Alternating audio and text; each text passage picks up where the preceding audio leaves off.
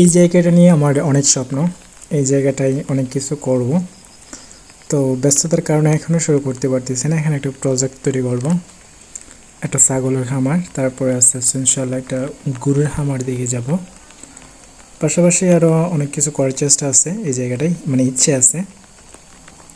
তো যাদের অভিজ্ঞতা আছে একটু জানাবেন। আমি কয়েকদিন আগে এখানে মাছ ফালাইছিলাম ঘাসগুলো ভিত্তি করার জন্য। সো মাছের গাছগুলো চারাগুলো অনেকটা বড় হয়েছে আলহামদুলিল্লাহ। আজকে গিয়েছিলাম 3-4 দিন পরে, তো মোটামুটি অনেকটা বড় হয়েছে গাছগুলো।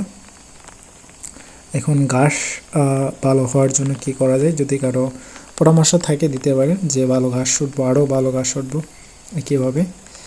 তো প্রাথমিক অবস্থায় এখানে কিছু ছাগল দিয়ে আমি শুরু করবো। জায়গাটা বেড়া দিতে হবে চারপাশে, যদি খোলামেলা।